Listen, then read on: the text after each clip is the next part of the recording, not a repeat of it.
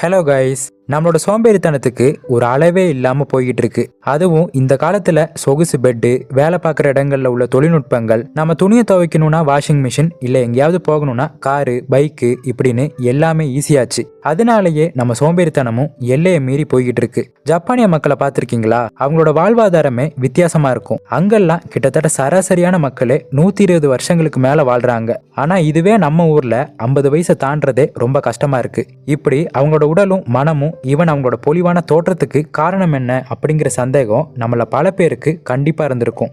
தலைமுறையா இவங்க மட்டும் ஒரு சக்சஸ்ஃபுல்லான ஜெனரேஷனை எப்படி கட்டமைக்கிறாங்க, இவங்க மட்டும் ஏதாவது வித்தியாசமான வித்தைகளை வச்சிருப்பாங்களோ அப்படின்னு நம்ம நிறைய நேரங்கள்ல நினைச்சிருப்போம். இதுக்கான காரணம் என்னன்னா அவங்க உணவு, கலாச்சாரம் இது எல்லாமே வித்தியாசமான முறையில இருக்கு. இவங்க கிட்ட இருக்க அந்த வித்தியாசமான டெக்னிக் தான் இந்த சூப்பரான வாழ்க்கையை அவங்கள வாழ வைக்குது. இதன் மூலமா அவங்களால பல புதிய ஐடியாஸை உருவாக்க முடியுது, வலிமையான குடும்பங்களையும் கட்டமைக்க முடியுது. அதனால தான் இன்னைக்கு நம்ம சோம்பேறித்தனத்தை துரத்தி நம்ம வாழ்க்கையவே அழகா மாற்றக்கூடிய 10 ஜப்பானிய முறையை தான் பார்க்க போறோம். ஸோ அதுக்கு முன்னாடி இப்பதான் நீங்க நம்ம சேனலுக்கு புதுசா வந்திருக்கீங்க அப்படின்னா நம்ம சேனலை சப்ஸ்கிரைப் பண்ணி பக்கத்தில் உள்ள பெல் ஐக்கானை கிளிக் பண்ணிக்கோங்க. வாங்க ஸ்ட்ரெயிட்டா வீடியோக்குள்ள போலாம். Number 1, ikigai. இக்கிகாய் அப்படிங்கிறது வாழ்க்கையோட பர்பஸ், அதாவது வாழ்க்கையோட நோக்கம் இல்லனா அர்த்தம். நீங்க டெய்லி காலையில் எந்திரிக்கிறீங்களே, அதுக்கான காரணம் இந்த இக்கிகாய் தான். நீங்க எதை விரும்புறீங்க, நீங்க எதை நல்லா பண்றீங்க, இந்த உலகத்துக்கு என்ன தேவை இருக்கு, அந்த தேவையை உங்களால எப்படி சரி செய்ய முடியும், இப்படி இது எல்லாத்தோட தொடர்பும் தான் இந்த இக்கிகாய். மொத்தத்துல இந்த உலகத்துல நம்ம எதுக்காக வாழ்றோம், நம்ம வாழ்க்கை எதை நோக்கி பயணமாகிட்டு இருக்கு, அப்படி அதோட ஆன்சர் தான் இந்த இக்கிகாய். இதுல இருக்கக்கூடிய பிரச்சனை என்னன்னா, இந்த இக்கிகாய் அப்படின்னா நமக்கு தெரியறது இல்ல, நம்ம எதுக்கு வாழ்ந்துகிட்டு இருக்கோங்கிறதே நமக்கு புரியறது இல்ல. சோ இந்த இக்கிகாயை நம்ம வாழ்க்கையில எப்படி அப்ளை பண்றது அப்படின்னா, நம்மளோட பேஷன் என்ன, நம்மளோட பலம் என்ன, நமக்கான என்ன கோட்பாடுகளை நம்ம வச்சிருக்கோம், இந்த உலகத்தை சுத்தி என்ன தேவைகள் இருக்கு, அதை நம்ம எப்படி சரி செய்ய முடியும் அப்படின்னு இது எல்லாத்தையுமே கொஞ்சம் ஆராய்ஞ்சு பாருங்க. அப்படி அது எல்லாத்துக்குமே ஒரு லிஸ்ட் எழுதி வைங்க. எது உங்களுக்கு சந்தோஷத்தை கொடுக்குது, எது உங்களுக்கு ஒரு முழுமையை கொடுக்குது, எதுல நீங்க உங்க திறமையை யூஸ் பண்ணி ஒரு பாசிட்டிவான தாக்கத்தை இந்த உலகத்துல உருவாக்கலாம் அப்படின்னு பாசிட்டிவா எழுதுங்க. இப்படி நீங்க எழுதுனீங்கன்னா உங்களுக்குள்ள ஒரு கிளியரான ஐடியா கிடைக்கும். அந்த நேரத்துல இந்த இக்கிகாய் தான் உங்களை ஒரு அர்த்தமுள்ள வாழ்க்கையை வாழ வைக்குது அப்படிங்கறத இதன் மூலமா உங்களுக்கு தெரிய வரும். நீங்க நீண்ட காலமா சோம்பேறித்தனத்தோட இல்லாம சுறுசுறுப்பா ஆரோக்கியமான ஒரு சந்தோஷமான வாழ்க்கையை வாழ இந்த இக்கிகாய் தான் உங்களுக்கு மெயின் சீக்ரெட்டா இருக்கும். அடுத்ததா நம்பர் 2, போமரடோ டெக்னிக். டைம் மேனேஜ்மெண்ட் பண்ணணும் அப்படின்னு நினைக்கக்கூடிய எல்லாருக்குமே இந்த போமரடோ டெக்னிக் ரொம்ப அவசியமானது. ஒரே சோம்பேறித்தனமா இருக்கு, ஒரு வேலையுமே என்னால சரியா செய்ய முடியல அப்படின்னா இந்த போமரடோ டெக்னிக்கை யூஸ் பண்ணி உங்களால ஈஸியாவே அது எல்லாத்தையுமே சரி செய்ய முடியும். இந்த டெக்னிக் இட்டாலியில தான் ஆரிஜினேட் ஆனது. ஜப்பானிய மக்கள் தான் பரவலா இதை பயன்படுத்துறாங்க. இதை யூஸ் பண்ணி நிறைய மாற்றத்தை ஃபீல் பண்ணியிருக்காங்க. இந்த டெக்னிக்ல நமக்கான ஒரு வேலையை நம்ம எடுத்துக்கணும். அதை முடிக்கிறதுக்கு ஒரு 25 நிமிஷம் டைம் கொடுக்கணும். அப்படி 25 நிமிஷம் டைமர் செட் பண்ணிட்டு அந்த 25 நிமிஷத்துக்கு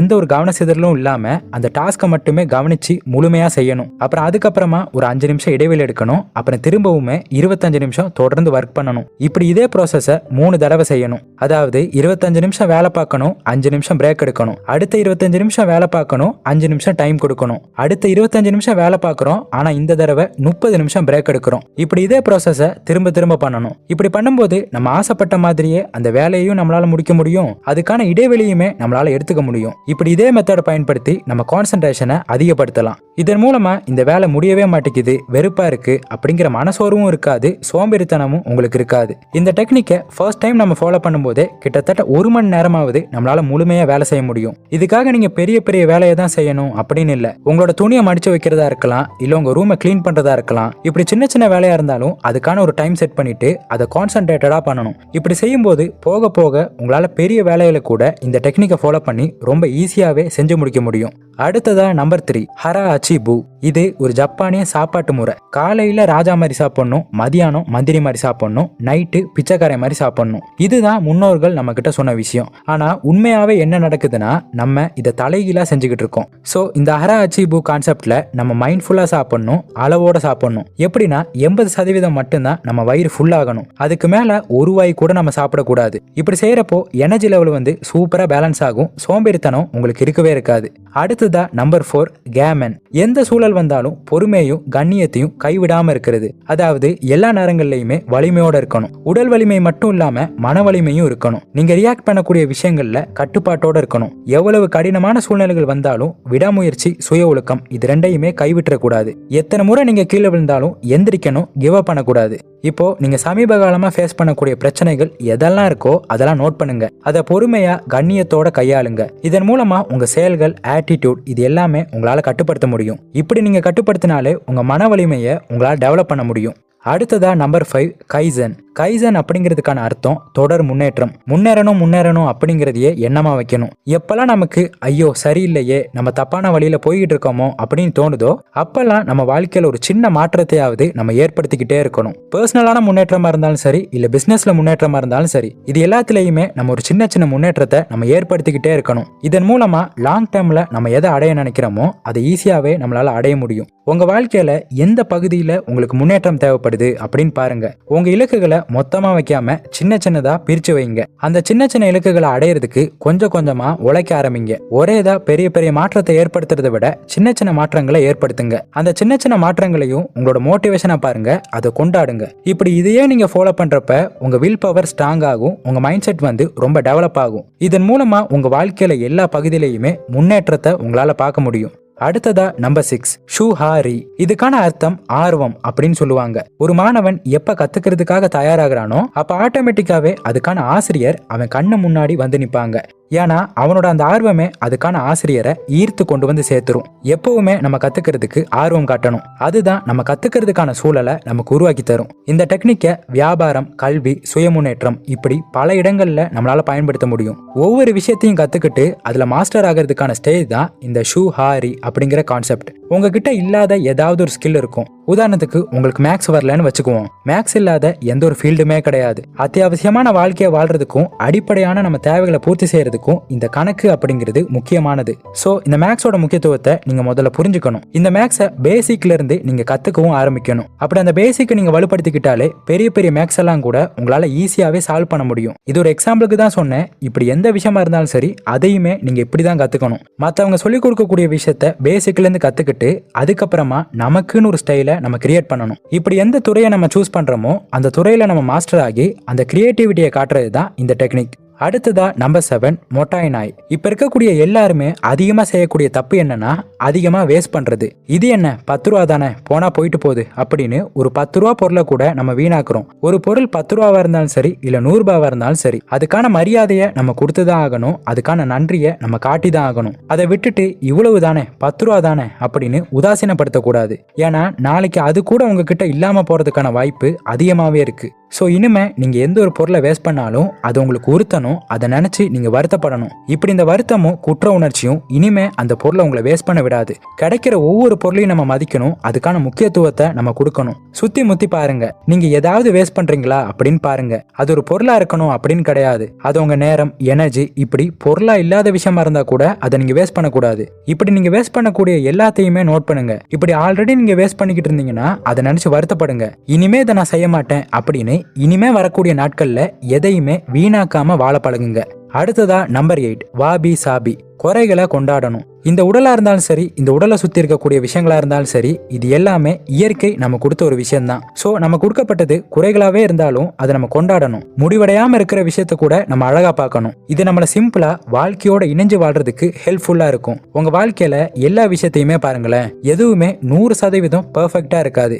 எல்லாத்துலயுமே சில குறைகளும் இருக்கும், நிறைகளும் இருக்கும். இப்படி இருக்கிற எல்லா விஷயத்தையுமே லிஸ்ட் அவுட் பண்ணுங்க. இது பெர்ஃபெக்ட்டா இருக்கணும், அழகா இருக்கணும் அப்படின்னு அதுல கவனம் செலுத்தாம எப்படி இருக்குதோ அதை அப்படியே அதை ரசிக்க தொடங்குங்க. இப்படி இருக்கிறப்போ நம்ம கிட்ட இருக்கிற எல்லாத்தையுமே இருக்கிறபடியே ரசிக்கிறதுக்கான பக்குவம் நம்ம கிட்ட வந்துடும். சின்ன சின்ன விஷயங்களையும் இயற்கையா இருக்கக்கூடிய விஷயங்களையும் கொண்டாட தோணும். இப்படி இதையே நம்ம தினமும் பயிற்சி பண்ணும்போது நமக்குள்ள நன்றி உணர்வு தானாவே வளர ஆரம்பிக்கும். எதிர்பாராத இடங்களையும் அழகா பார்ப்பீங்க. எல்லாத்துலயுமே அழகு இருக்கு அப்படிங்கிறத ஃபீல் பண்ணுவீங்க. அடுத்ததா நம்பர் 9 ஷீகாட்டகா நை. ஷீகாட்டகா நை அப்படின்னா இதுக்கு வேற வழியே இல்லை அப்படின்னு அர்த்தம். அதாவது நமக்கு எது நடந்தாலுமே அதை நம்ம ஏத்துக்கணும். அது கடினமானதாவே இருந்தாலும் அதுல இருந்து எழுந்து வரணும். மொத்தத்துல உங்களால எதை கட்டுப்படுத்த முடியுமோ அதை கட்டுப்படுத்துங்க. அப்படி கட்டுப்படுத்த முடியாத விஷயங்களை அப்படியே நடக்கட்டும் அப்படின்னு விட்டுருங்க. உங்களுக்கு நடக்கிற விஷயம் உங்களை பாதிக்கக்கூடியதாவே இருந்தாலுமே அதை ஏத்துக்கிட்டு அதுல இருந்து எழுந்து வரணும். ஒரு சில விஷயங்கள் நம்ம கட்டுப்பாட்டிலே இல்லைங்கிறத நம்ம ஒத்துக்கணும். அப்படி அந்த விஷயங்கள் எல்லாம் ஏத்துக்கிட்டு நம்ம வாழ்க்கையில நம்ம முன்னோக்கி போகணும். நம்ம கட்டுப்பாட்டுல இல்லாத சூழ்நிலை கண்டிப்பா நம்ம எல்லாரோட வாழ்க்கையிலுமே வரும். முதல்ல அது என்னங்கிறத கண்டுபிடிங்க. அப்படி கண்டுபிடிச்சு அதோட சண்டை போடாம அதை அக்செப்ட் பண்ணி வாழுங்க. உங்களால எதை கட்டுப்படுத்த முடியுமோ அதுல கவனம் செலுத்துங்க. அந்த சூழ்நிலையில இருந்து எப்படி வெளியே வரலாம் அப்படிங்கறத யோசிங்க. இப்படி இந்த டெக்னிக்கை பயிற்சி பண்றப்போ உள் மன வலிமை அதிகமாகும், மன நிம்மதி கிடைக்கும். நமக்கு எந்த மாதிரியான கஷ்டமான சூழ்நிலை வந்தாலும் அதுல இருந்து ஈஸியாவே நம்மளால வெளிவர முடியும். எத்தனை முறை கீழே விழுந்தாலும் நம்மளால எழுந்து வர முடியும். அடுத்ததா நம்பர் 10 ஷின்ரின் யோக்யோ. இதுக்கான அர்த்தம் ஃபாரஸ்ட் பிரீத்திங். இது ஜப்பானியர்கள்ல அதிகமானவங்க ஃபாலோ பண்ணிட்டு இருக்காங்க. அதாவது காட்டோட அட்மாஸ்பியரை ஃபீல் பண்ணணும். இதன் மூலமா நம்ம உடல், மனம், ஆன்மா இது மூணுக்குமே நன்மை கிடைக்கும். கிட்டத்தட்ட இந்த இயற்கையோட நம்ம நேரத்தை செலவு பண்ற மாதிரி தான். காடுனா என்ன? மரம், செடி, கொடி, விலங்குகள், பறவைகள், பறவைகளோட சத்தம், விலங்குகளோட சத்தம், இது எல்லாமே தான். பச்சை பசல்னு இருக்கிற மரங்களும் செடிகளும் பூத்து குலுங்குற பூக்களும் இது எல்லாமே நிறைஞ்சிருக்க இந்த காடை நம்ம ரசிக்கணும். அதுல இருக்கிற சின்ன சின்ன விஷயங்களையும் ரசிச்சு இந்த இயற்கையோட நம்ம ஒன்னா ஒத்து போய் வாழணும். இதன் மூலமா நம்ம உடலையும் சரி ஆன்மாவையும் சரி குணமாக்க முடியும். வாரத்துல 3 முறை பார்க்லயோ இல்ல ஏதாவது ஒரு தோட்டத்திலேயோ இல்ல வயல்வெளிகள்லயோ 20 நிமிஷம் கண்டிப்பா செலவு பண்ணணும். சுத்தி இருக்க எல்லா இயற்கையுமே நீங்க ஃபீல் பண்ணணும். சோ இனிமே நீங்க காட்டுக்கு போறதுக்கான வாய்ப்பு கிடைச்சா அதை கண்டிப்பா விட்டுறாதீங்க. ஸோ அவ்வளோதான். எப்படி சாப்பிடணும்னு சொல்லியாச்சு, எப்படி அழகை ரசிக்கணும்னு சொல்லியாச்சு, எப்படி நம்ம நேரத்தை மேனேஜ் பண்ணணும் அப்படின்னு சொல்லியாச்சு, நம்ம வாழ்க்கையை எப்படி வாழணும் அப்படின்னு சொல்லியாச்சு. ஸோ இப்போ பார்த்து இந்த 10 ஜப்பானிய முறையை மட்டும் நீங்கள் டெய்லி ஃபாலோ பண்ணுங்க. கண்டிப்பாக உங்கள் வாழ்க்கையில் ஒரு மிகப்பெரிய மாற்றத்தை நீங்கள் பார்ப்பீங்க. இந்த வீடியோ உங்களுக்கு யூஸ்ஃபுல்லாக இருந்திருக்கும் நம்புறேன். அப்படி யூஸ்ஃபுல்லாக இருந்தால் இந்த வீடியோக்கு லைக் பண்ணுங்க, உங்கள் ஃப்ரெண்ட்ஸ் அண்ட் ஃபேமிலி மெம்பர்ஸுக்கு ஷேர் பண்ணுங்க. அப்புறம் மறக்காம நம்ம சேனலை சப்ஸ்கிரைப் பண்ணிட்டு பக்கத்தில் உள்ள பெல் ஐக்கானை கிளிக் பண்ணிக்கோங்க. இன்னொரு இதே மாதிரியான ஒரு யூஸ்ஃபுல்லான இன்ஃபர்மேஷனோட உங்களை வந்து மீட் பண்ணுறேன். Thanks for watching.